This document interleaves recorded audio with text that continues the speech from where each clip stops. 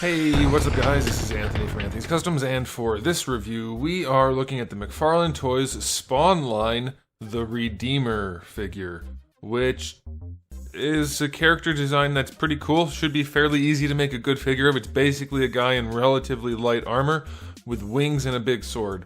Not exactly a very complex design. Should be able to knock it out of the park. It is McFarlane's own design, I believe, unless someone else, like I know other people worked on the Spawn comics throughout time, so, or at least I think they did, so maybe it's not his, but it's from Spawn, so it should be something that the McFarlane company can do. So, you wouldn't be surprised to know probably that there's some stuff to talk about. So let's go ahead and get it off the stand and take a closer look. This guy stands just about 8 inches to the top of his spikes, going to be closer to like, let's say 7 5/8 to the top of his blue part of his head, which is what you'll use for scaling. That's going to be about 19.5 centimeters to his head, and then maybe 20.5 to the top of the spikes.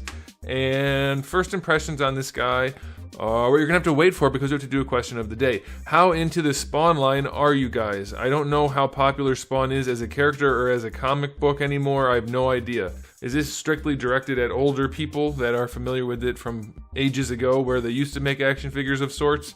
Or is this aiming at new people? Like, what do you guys think the landscape is for the whole Spawn universe? Is there a good reason why they haven't been making figures for the franchise? Or is it just that they didn't have the time and now they have the time and now they're doing it? Let me know what you think about it in the comment section below. For me personally, I couldn't care less about any of the characters in the Spawn universe other than Spawn, but I'm going to pepper in some into the collection some other characters. Alright, so this guy, cool character design.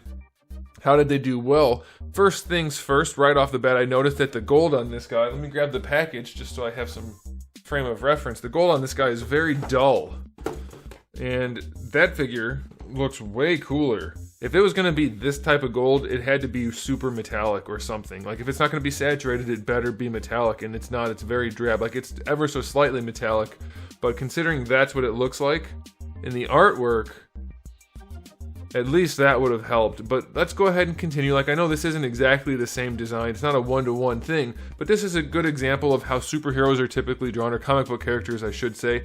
Narrow waist, and then you see a significant V shape going up this way.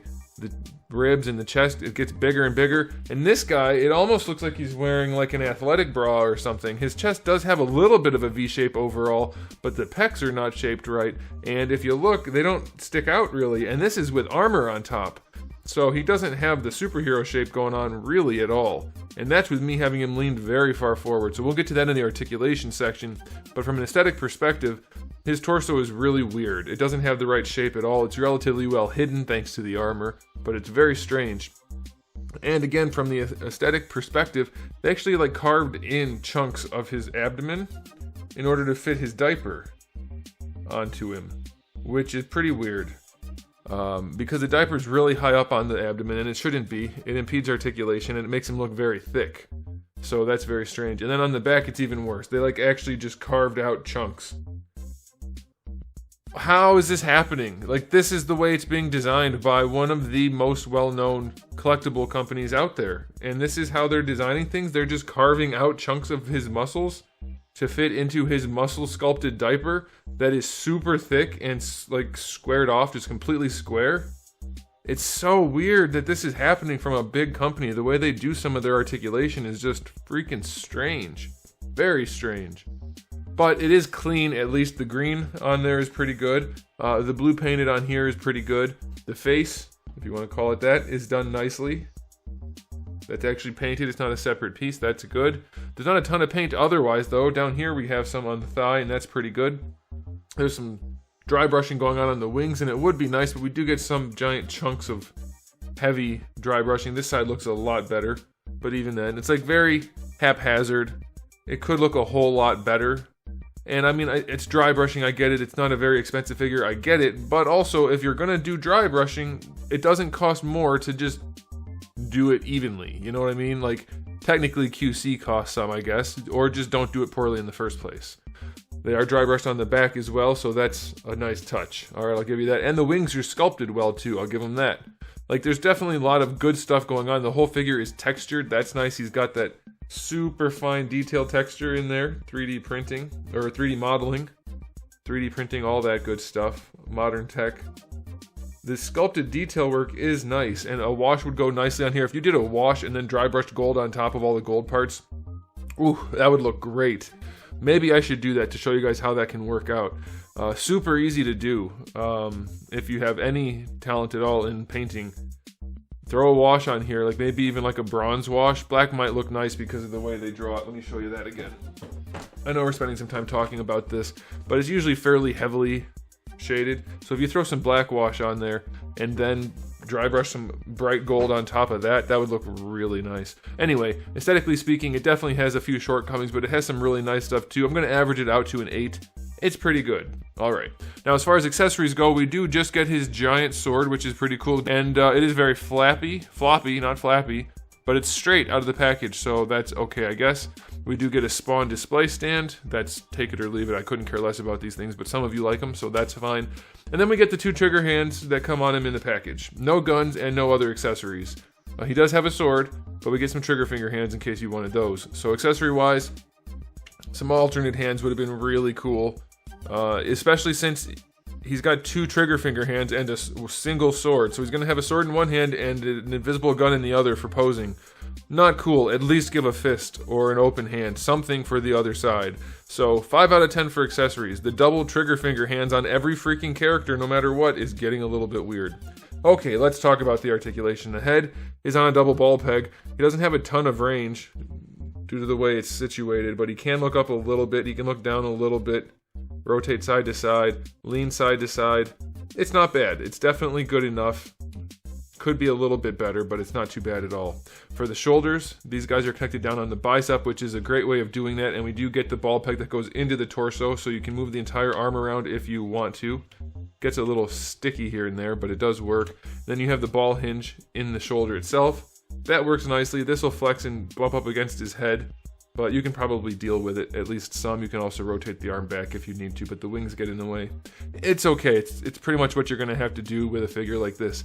I do think maybe because of the wings, this guy would have been a good example of having the shoulder pads actually connected to the torso. That's not usually what I say, but it might have been a better option because of the wings, because rotating this back isn't great, and it would have been better to have that just flexible and sitting on top. But it's okay. Bicep swivel is fine. Double jointed elbow works nicely. We still have giant gaps and things carved out in there that we don't need to have. That's very strange, but they are functional, so that's all right. Wrists have ball hinges, if I can get that in shot, and they work well enough. Like, they're kind of too far recessed, but you do get a little bit of range out of it, so it's okay. We will come back to the wing articulation, don't worry. For the torso, as you might have guessed, he doesn't really lean forward at all, and he does lean backward very, very nicely. Why does everybody lean backward from this line, or these lines from McFarlane? I don't know, but he does. Side to side, let's see how that works. Side to side is pretty good. I'll take that. You do get rotation out of both, and that is fine. For the hips, oh, by the way, lots of the joints on this guy are super loose. His legs in particular, very, very floppy at the hip. Forward and back and side to side, very floppy.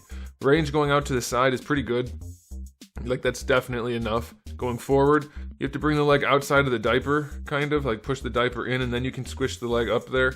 And it goes forward enough. It does look a little bit goofy, but it works. That's fine. I do like the way they sculpt the thighs up here. At least on this guy, the thighs have a little bit of meat to them, and that helps. It makes them look good.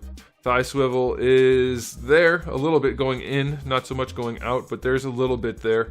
Is there a thigh swivel hidden over here? I thought maybe they might have added a second one over here, but they didn't. Okay, so double jointed knees work nicely. That's a good knee. No problem there. This knee, in fact, is a pretty good knee, because they don't normally do good knees. Like, normally they take chunks of the thigh and add it to the knee, and it's not perfect, but it's definitely fine. So that's a good thing. It's a step in the right direction. I'll take it. For the ankles, we have ball hinges, which are also too floppy, just like the hip. This guy's very hard to stand, especially with the heavy wings on him. Like, you get good range, you get full-on ankle rocker, but they're very floppy. Toe joint is acceptable. It's a good toe joint, other than it's too loose. So that's whatever.